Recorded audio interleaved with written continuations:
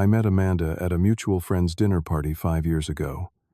With her warm smile and quick wit, she captivated me instantly. After 3 magical years of dating, I proposed by the lake. She said yes, tears streaming down her face. Everything seemed perfect as we planned our future together. Then there was Ryan, her best friend of 12 years. At first I thought nothing of their friendship, but lately something felt off about their closeness. The texts at odd hours. The inside jokes I wasn't part of. The way her eyes lit up when he called. Before I tell you how I discovered the truth about my fiancée and her best friend, let me know where you're watching from. Hit that like and subscribe if you've ever had to make a difficult choice to protect your self-respect. I had just turned 30 when I met Amanda. After 6 years climbing the corporate ladder at a marketing firm in Chicago, I was ready for something more than just career success. My previous relationships had ended badly, usually over trust issues that I could never quite resolve. When a job opportunity opened up in Minneapolis, I took it as a chance to start fresh in a new city. The dinner party where I met Amanda was at my colleague Jordan's place. I almost skipped it, feeling tired after a long week, but something told me to go. The moment I walked in, I spotted her laughing in the kitchen, helping Jordan with appetizers. She had this incredible laugh that made everyone around her smile. I introduced myself, and we spent the entire evening talking in the corner while the party continued around us. Amanda worked as an architect at a prestigious firm downtown. She was passionate about sustainable design and had this way of talking about buildings that made them sound like living things. Our first date was at a small Italian restaurant where we stayed until closing time, talking about everything from our childhood dreams to our favorite movies. She was a hiking enthusiast and convinced me to join her on weekend trails.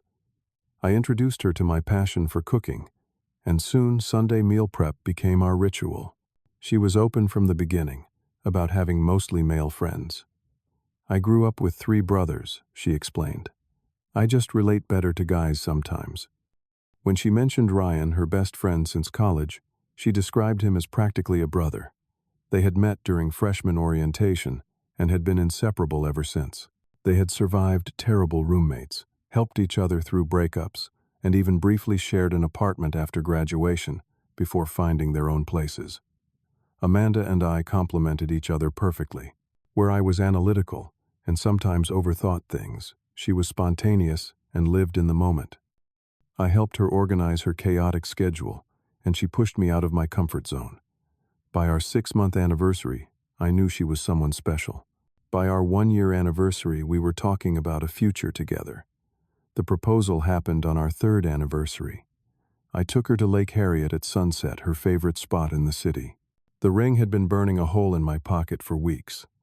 When I dropped to one knee, her hands flew to her mouth, and she nodded before I even finished asking the question. That night we called our families and close friends to share the news. Everyone was thrilled for us. Ryan called her almost immediately, after we announced our engagement on social media. Amanda put him on speaker as he congratulated us. "About time, Hayden," he said. "Take good care of my girl." Something about the way he said "my girl" made me uncomfortable, but I brushed it off as my own insecurity. After all, they had been friends for over a decade. We set the wedding date for the following summer, giving us 18 months to plan. At first, everything was perfect. We found a beautiful venue overlooking the lake, started designing invitations, and created a wedding website. Amanda was glowing with happiness as we checked items off our planning list. The first sign of trouble came about 3 months after our engagement. We had planned a weekend getaway to a cabin up north, but the night before, Amanda got a call from Ryan. His girlfriend had broken up with him, and he was in crisis. Amanda immediately suggested postponing our trip to stay and support him. When I expressed disappointment, she looked at me like I was being selfish. "He needs me right now, Hayden. You and I have our whole lives together." I reluctantly agreed, and we spent what should have been our romantic weekend with Ryan watching movies and ordering takeout while he processed his breakup. I tried to be understanding, but I noticed how Amanda sat next to him on the couch, how she seemed to anticipate his needs before he voiced them, and how they occasionally exchanged glances that seemed to communicate something I wasn't part of. As the wedding planning intensified, so did Ryan's presence in our lives. Amanda insisted he join us for venue visits, cake tastings, and meetings with the wedding planner. He has amazing taste, she explained. But I noticed that whenever Ryan expressed an opinion that differed from mine, Amanda would side with him. When I suggested a band for the reception, she was uncertain until Ryan said it was a great idea. When I wanted a traditional cake, she hesitated until Ryan agreed it was the better choice. One evening, as we were discussing the guest list in our apartment, Ryan called. Amanda immediately put her laptop aside and took the call in the bedroom. She was gone for 45 minutes. When she returned, she had added 3 of Ryan's friends to our already tight guest list. They're important to him, she said, as if that explained everything. Then there was the moment Ryan insisted on being part of my bachelor party. I've known Amanda longer than any of you, he told my groomsmen at a dinner. I should be there to make sure Hayden does right by her. My best man Tyler looked at me with raised eyebrows, but I stayed silent, not wanting to create tension. At our engagement party, I lost track of Amanda at one point. I found her and Ryan huddled in a corner of the garden, whispering intensely. They jumped apart when they saw me approaching. Just reminiscing about old times, Ryan said with a smile that didn't reach his eyes. Throughout the night, I noticed how many of the guests seemed to know Ryan as Amanda's unofficial +1, how comfortable he was in her family circle, how her parents greeted him with the familiarity usually reserved for a son-in-law. The situation grew worse when I overheard Amanda on the phone with Ryan, sharing details about an argument we had had that morning. I know, she was saying. He just does not understand how I need space sometimes. I felt betrayed that she would discuss our private disagreements with Ryan instead of working through them with me. There were other boundary crossings. Ryan showing up at our apartment, unannounced late at night, because he was in the neighborhood. Amanda dropping everything to help him assemble furniture or give him a ride when his car was in the shop. The way she would check her phone constantly when we were together, smiling at texts that I later glimpsed were from him. Finally, after a particularly difficult week of wedding planning, where Ryan had contradicted most of my preferences, I tried to talk to Amanda. I feel like Ryan has more say in our wedding than I do, I said carefully. And sometimes I wonder if there are appropriate boundaries in your friendship. Amanda's reaction was immediate and defensive. You are being ridiculous and insecure, she said. Ryan is my best friend. He has been in my life for years before you, and he is only trying to help. When I pointed out specific incidents that had made me uncomfortable, she dismissed each one. That is just how we are. If you cannot handle my friendship with him, that says more about you than about us. I tried a different approach. I suggested getting to know Ryan better, thinking that if we became friends, the tension might dissipate. I invited him to watch a game, just the 2 of us. He accepted with apparent enthusiasm, but the evening was strained. He spent most of the time telling stories about adventures he and Amanda had shared, moments I could never be part of. There was an underlying competitiveness to his reminiscing, as if he was staking his claim on parts of Amanda's life. Confused and increasingly concerned, I talked to Tyler about the situation. Man, I was not going to say anything, Tyler admitted, but their relationship does seem unusually close. Carrie and I both noticed it at the engagement party. The way they interact does not look like just friends. This validation of my concerns was both reassuring and alarming.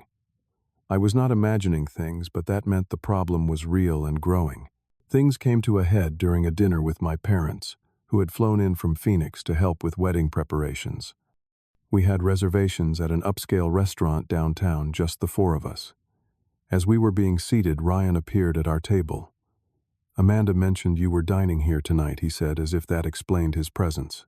Without consulting me, Amanda immediately asked the server to add a 5th chair. Throughout dinner, Amanda and Ryan dominated the conversation with stories and inside jokes. My parents exchanged confused glances as Ryan regaled us with embarrassing stories about Amanda that even I had never heard. When he placed his hand on Amanda's shoulder while telling one particularly intimate anecdote about helping her through a work crisis, I saw my father's eyebrows rise. Later that night, my mother gently asked, "Is everything okay between you and Amanda?" That friend of hers seems very attached. When I defended Amanda, saying Ryan was just an old friend, my father shook his head. Son, no friend acts that way unless there is something more going on. Either he wants there to be, or there already is. Their concern planted a seed of doubt that I could no longer ignore. Friends started taking sides. Some thought I was overreacting. Others expressed their own discomfort with Amanda and Ryan's closeness. I began to feel gaslit, questioning whether my concerns were legitimate or if I was allowing jealousy to cloud my judgment. Sleep became elusive. My work performance suffered as I turned the situation over and over in my mind. Was I being insecure? Was this normal behavior for longtime friends? Or was there something inappropriate happening right before my eyes? For Amanda's 33rd birthday, I planned what I thought would be the perfect weekend. I rented a secluded cabin in northern Minnesota, arranged for her favorite meals to be prepared by a local chef, and even organized a surprise visit from her college roommate who had moved to California. The cabin was intentionally off-grid, a chance for us to reconnect away from distractions with no cell service and only a landline for emergencies. Amanda seemed excited as we drove up Friday afternoon, but I noticed her checking her phone repeatedly until we lost service. Just making sure Ryan knows how to reach me if there is an emergency, she explained when she saw my expression. He is looking after my plants, and you know how he kills everything green. The first day was wonderful. We hiked through the pine forests, had a romantic dinner by the fireplace, and talked like we used to before wedding planning took over our lives. For a few precious hours, it felt like Ryan did not exist, and we were just Hayden and Amanda again. That illusion shattered Saturday morning when the cabin's landline rang. It was Ryan calling about a supposed car emergency. His voice was tense as he explained that his car would not start, and he had an important client meeting on Monday. Could Amanda help him figure out what to do? She spent 45 minutes on the phone with him, missing the breakfast I had prepared. After the call, Amanda was distracted and anxious. By mid-afternoon, she suggested we head back early. Ryan might need help getting his car to the mechanic, she said, as if that was a perfectly reasonable reason to cut our special weekend short. When I expressed frustration, she accused me of being selfish. He would do the same for me, she insisted. That is what best friends are for. I reluctantly agreed to leave Sunday morning instead of Monday as planned. The drive home was tense, with Amanda texting Ryan updates about our estimated arrival time. When we finally got back to the city, she dropped me at our apartment and went straight to Ryan's place to help with his car situation. She did not return until late that night. The following week, Amanda asked me to check something on her laptop while she was in the shower. As I navigated to her email, a message notification from Ryan popped up. I would not normally read her messages, but the preview text caught my eye. Miss you already. Last night was exactly what I needed. My heart pounding, I clicked on the message thread. What I found was not explicit evidence of a physical affair, but something that in some ways felt worse. An emotional intimacy that excluded me entirely. Messages like, Hayden, just does not get me the way you do, and sometimes I wonder if I am making a mistake littered their exchanges. There were plans made deliberately when I would be working late, complaints about my habits and preferences, and Ryan's not-so-subtle digs at my role in Amanda's life. One exchange particularly stood out. After a disagreement Amanda and I had about honeymoon destinations, she had written to Ryan, I wish you were coming on this honeymoon instead. At least you understand what I really want. His response, maybe someday we will take our own trip, just the two of us, the way it should be. I closed the laptop feeling physically ill. This was beyond a boundary issue. This was emotional infidelity at the very least, and it had been happening right under my nose while I questioned my own perceptions. With this new information, I began to pay more attention to their interactions and started asking careful questions of our mutual friends. What I discovered was troubling. Several times when Amanda had told me she was working late, she had actually been seen having dinner with Ryan. There were weekend shopping trips she had never mentioned. A mutual friend reluctantly admitted that at a party I had missed due to work, Amanda and Ryan had spent the entire evening together, and their body language had raised eyebrows. I dug deeper into social media, finding photos of them together at events where their posture, the way they leaned into each other, the way his hand always seemed to find her waist, told a story of intimacy beyond friendship. I learned that Ryan had ended his last relationship just a month before our engagement, something Amanda had never mentioned. The more I discovered, the clearer the pattern became. Ryan had inserted himself into every aspect of our relationship and wedding planning. He was always available for emergencies, always ready, with an opinion always there to create moments of intimacy with Amanda that excluded me. And Amanda not only allowed it but actively encouraged it. After 2 weeks of investigation and soul-searching, I knew I had to confront the situation. I carefully planned what I would say, gathering specific examples of inappropriate behavior and boundary crossing. I waited until we had a quiet evening at home, then gently brought up my concerns. "Amanda, we need to talk about Ryan and the role he is playing in our relationship," I began. "I have noticed some patterns that make me uncomfortable, and I would like us to establish some clearer boundaries before the wedding." She immediately became defensive. "Not this again. I thought we had moved past your jealousy issues." I took a deep breath and continued. "This is not about jealousy. This is about respect and appropriate boundaries. Let me give you some examples of what I am talking about." I calmly listed the incidents I had observed, the patterns I had noticed, and finally mentioned the messages I had seen. Her face flushed with anger. "You read my private messages. How dare you invade my privacy like that?" "I did not go looking for them," I explained. "They popped up while I was using your laptop with your permission. But Amanda, the content of those messages is exactly what I am concerned about. You are sharing intimate details about our relationship with Ryan, making plans behind my back, and allowing him to undermine our partnership. That is ridiculous," she snapped. "Ryan and I have always been close. He knows me better than anyone. Better than the man you are planning to marry," I asked quietly. Her expression hardened. "You are being insecure, and he has been in my life before you. Ryan understands parts of me that you never will." "I am asking for reasonable boundaries," I said. "I am not saying you cannot be friends, but there needs to be respect for our relationship, and right now that is not happening." Amanda stood up, her voice rising. "If you make me choose between you and Ryan, I will always pick him, always. He has never let me down, and he never asks me to be someone I am not." Her words hit me like a physical blow. In that moment, everything became crystal clear. I had been hoping she would recognize the inappropriate nature of their relationship and be willing to establish healthier boundaries. Instead, she had just told me in no uncertain terms where I stood in her hierarchy of relationships. "I see," I said quietly. "Thank you for being honest." I grabbed my keys and wallet and walked out of the apartment, needing space to process what had just happened. As I drove aimlessly around the city, my phone buzzed constantly with texts and calls from Amanda. The messages veered wildly between angry accusations. "You are being a controlling jerk," and attempts at reconciliation. "Please come home so we can talk about this." Then came a text from Ryan. "Amanda told me what happened. You're overreacting, man. We're just friends, always have been. You need to trust her more." The fact that she had immediately called Ryan after our fight, that he felt entitled to weigh in on our relationship conflict, only confirmed what I already knew.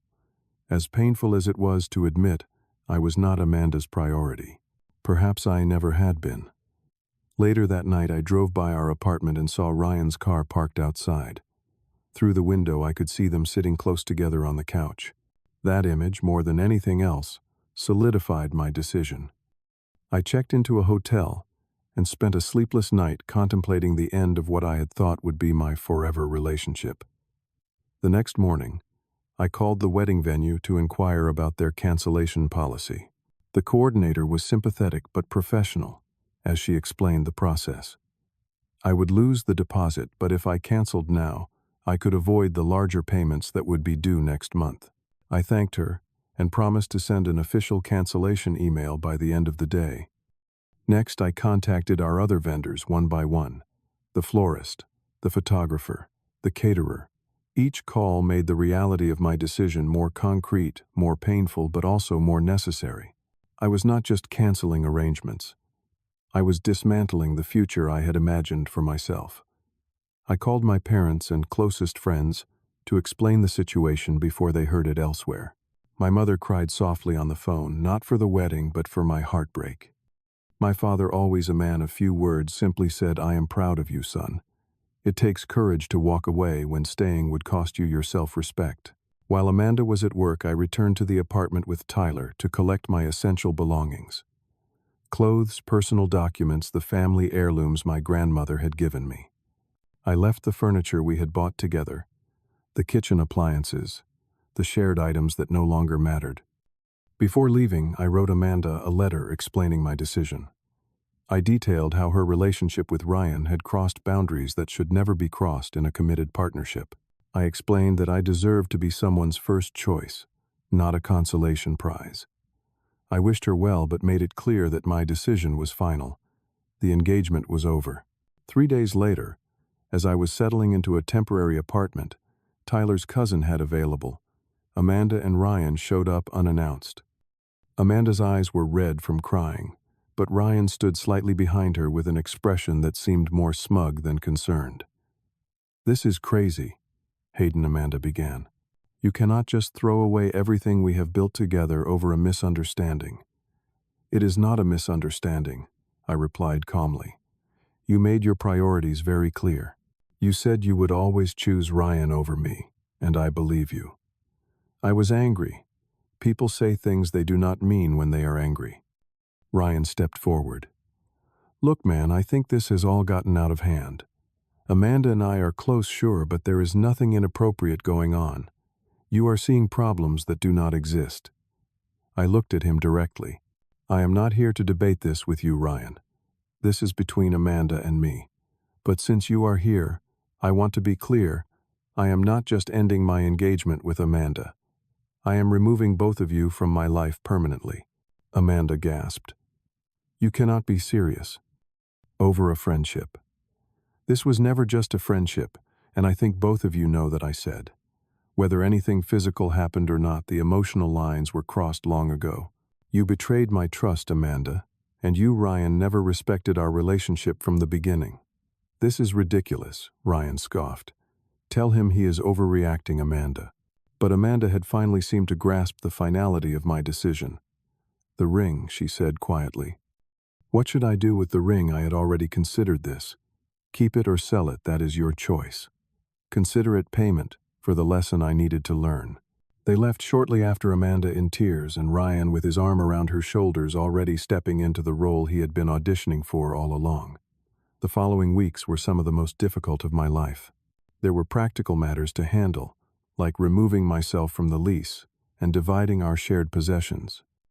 There were social complications, as friends were forced to choose sides or awkwardly try to remain neutral. There were the pitying looks from colleagues who had received wedding invitations just weeks earlier. The rumor mill worked overtime. I heard everything from claims that I had been controlling and jealous to whispers that Amanda and Ryan had been secretly involved for years. I refused to engage with the gossip, maintaining my dignity, even as my private pain became public fodder. But gradually, vindication came in unexpected ways. Friends who had initially been skeptical of my decision reached out after witnessing Amanda and Ryan together at social events. "You were right," one of Amanda's cousins texted me. "The way they are together is not normal for friends. I am sorry I did not see it sooner." Just 6 weeks after our breakup, Amanda and Ryan made their relationship official on social media. The timeline confirmed what I had suspected all along. Their connection had never been purely platonic, at least not on his side, and possibly not on hers either.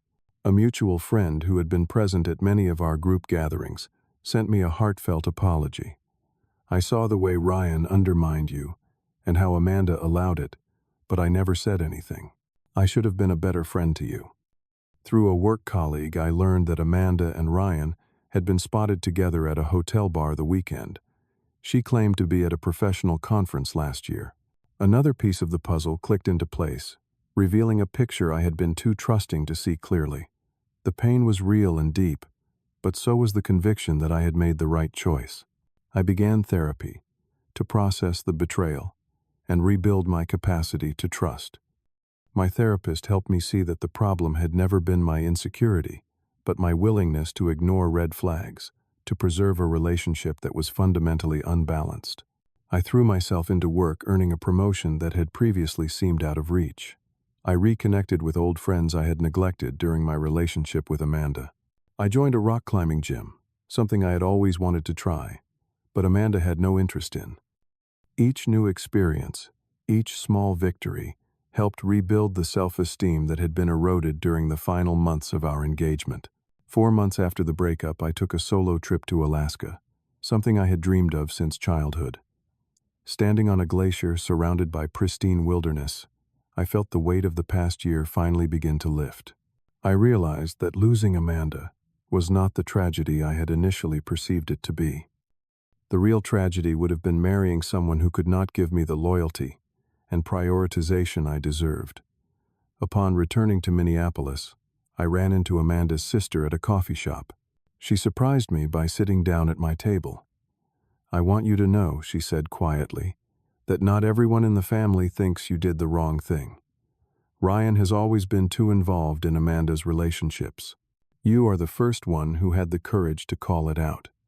That conversation was unexpectedly healing, a confirmation that I had not imagined the dysfunction in Amanda and Ryan's relationship. It helped me let go of lingering doubts and reinforced my decision to prioritize self-respect over a relationship that would have ultimately destroyed me. With time and distance came clarity and wisdom. I learned to recognize the signs of emotional infidelity and to value partners who understand appropriate boundaries. I gained a deeper appreciation for relationships built on mutual respect rather than convenience or history. Most importantly, I learned that walking away from something wrong is not failure, but the first step toward finding something right. Today, almost a year after canceling what should have been my wedding day, I am dating again cautiously, but optimally. I am clearer about my expectations and boundaries. I listen to my instincts rather than doubting them. The pain of that experience has faded, but the lessons remain, making me a stronger, more discerning partner. What I once viewed as the worst experience of my life has become a pivotal moment of growth and self-discovery. By choosing myself when Amanda chose Ryan, I opened the door to a more authentic life aligned with my values. True partnerships, I now understand, are built on mutual prioritization, respect, and honesty, not convenience or history. Have you ever had to make a difficult choice to protect your self-respect? Let me know in the comments below. If this story resonated with you, please like and subscribe to hear more insights from life's challenging moments. Share this video with someone who might need to be reminded of their worth. Thank you for listening to my journey. And remember, choosing yourself is never selfish. It is necessary for your well-being. Until next time, take care of yourselves and trust your instincts.